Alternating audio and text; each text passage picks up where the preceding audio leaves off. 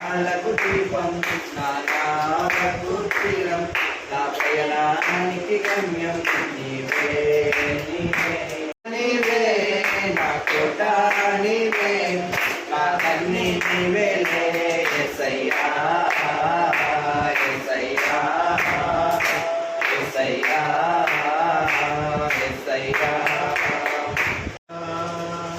భూమినేలు యేసయ్యా సరిపోల్చలేను నీతో కనులైన వారిని సరిపోల్చలేను నీతో కనులైన వారిని రాజులకే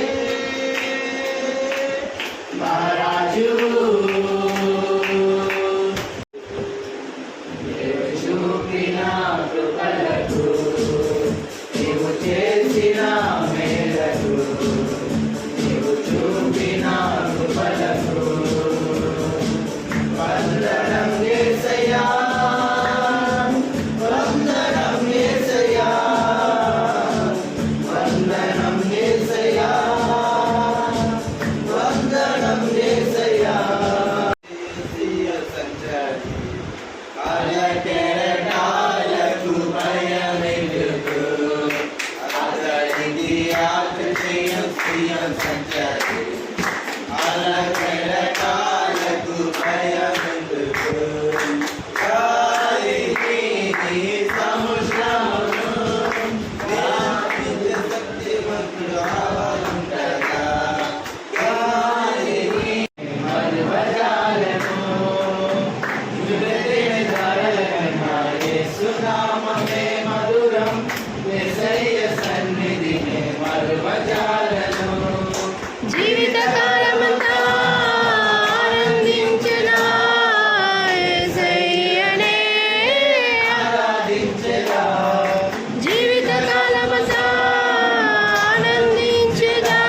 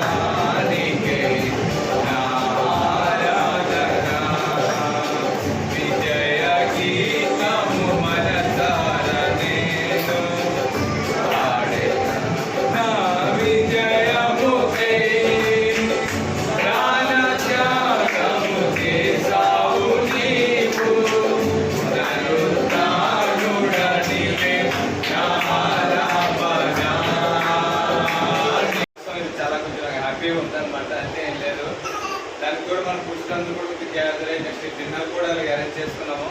అది కూడా అంటే ఇది దేవుడికో అంటే డ్యూటీ విషయంలో దేవుడు కొంచెం కార్యం చేశాడు.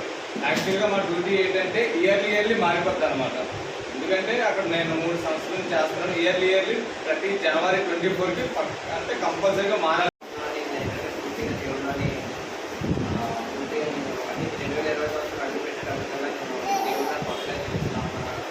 కానీ ఏంటంటే 2020 సంవత్సరాన్ని 24 సంవత్సరాలు భయంకరంగా నేను అందుకని భయంకరమైన చూసాను.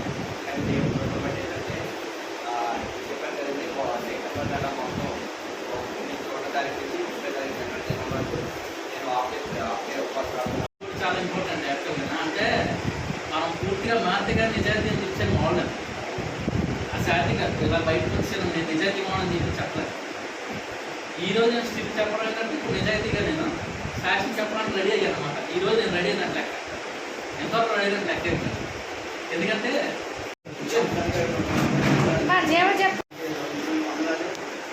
సాక్షి ఏంటంటే చాలాసార్లు నుంచి వాళ్ళకి నెలంతా దేవుడు మనకంతా ప్రార్థనకి దేవుడు అలాగే నా సాక్షి ఏంటంటే వాళ్ళ నుంచి వాళ్ళ దాకా నేను దేవుడు తప్పాను. ఎందుకంటే ప్రార్థన చేయలేకపోయినాను. అంటే నాకు ఎన్నో ఎక్కువ ఇబ్బందులు వస్తాయి. అంటే నాకు కొంచెం సమస్యల వల్ల కొంచెం ప్రాబ్లం ఎక్కువ వల్ల నేను ఏం చేయాలి అర్థం అవ్వలేక నాకు కనుక వల్ల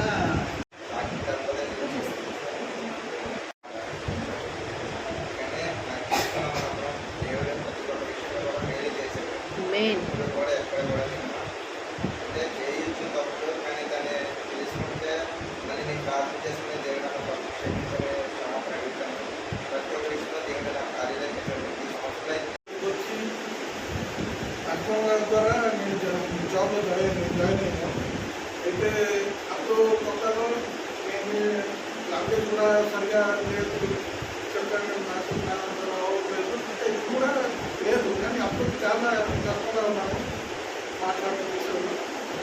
ఇంకా అప్పుడు చాలా కష్టపడాను, మా కంపెనీలో నేను చాలా కష్టంగా ఉంటున్నాను. అందరూ వందనాలు చేస్తున్నాను.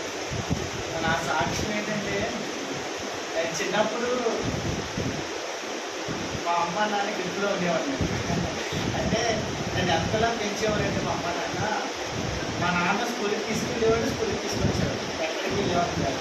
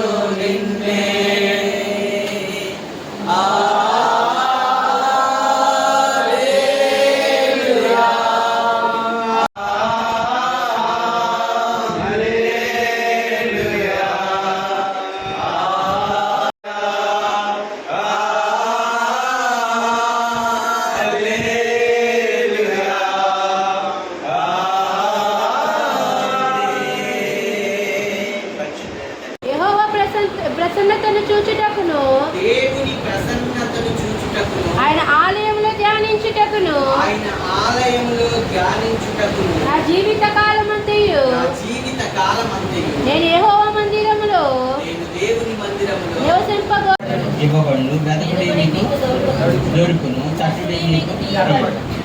ఎవరు చెప్పారు ఈ మాటలు? యేసు ప్రభు చెప్పాడు. ఒకటి, అడిగేది ఇవ్వబడుతుంది, వెతికేది దొరుకుతుంది, తట్టేది తీయబడుతుంది, అరుగు ప్రతి వారికి దొరుకును. దేవునికి స్తోత్రం. మరొకసారి ఆలోచించండి. మరి చాలా సంవత్సరాల నుంచి దేవుని సన్నిధికి వస్తున్నాం. చాలా విషయాల్లో మనం ప్రార్థన చేస్తాం. ఆయన ఆలయంలో ధ్యానించుటకును, దేవుని మందిరములో నివసింపగోరుచున్నాను. ఇక్కడ ఎన్ని మాటలు ఉన్నాయి చెప్పగలరా? ఎన్ని మాటలు దావీదు దేవుని దగ్గర అడిగాడు? వెతుకుచున్నాను. ఏంటి ప్రారంభం నుంచి 4వ వచనం, ఒక వరం అడిగి తిని ఒక వరం అడిగాడు, దాన్ని వెతుకుతున్నాడు. దాన్ని వెతుకుతున్నాడు. ప్రసన్నతను అది యెహోవా ప్రసన్నతను చూచుటకును, ఆయన ఆలయంలో ధ్యానించుటకును, ఆయన ఆలయంలో ధ్యానించుటకును, నా జీవిత కాలమంతయు నా జీవిత కాలమంతయు నేను యెహోవా మందిరములో నివసించవలెను. ఎన్ని మాటలు చెప్పండి? 3, 6 చెప్పండి. 1 ప్రసన్నత చూచుటకు, ఆలయంలో ధ్యానించుటకు. 3 నా జీవిత కాలమంతయు. 4 నేను యెహోవా మందిరములో నివసించవచ్చు. ఇక 4 విషయాలు. ఒక్క వరంలోని ఒక దెబ్బకి 2 పెట్టలు అంటారు, కానీ ఒక్క దెబ్బకి 4 పెట్టలు అడిగాడు దావీదు. ఏమన్నాడంటే, పిల్లరా, ప్రసన్నత 1 ఆయన ప్రసన్నతను చూచుటకు.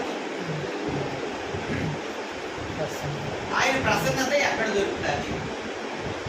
ఆయన ప్రసన్నత చూచుటకు అన్నాడు. ఆయన ప్రసన్నత ఎక్కడ దొరుకుతుంది?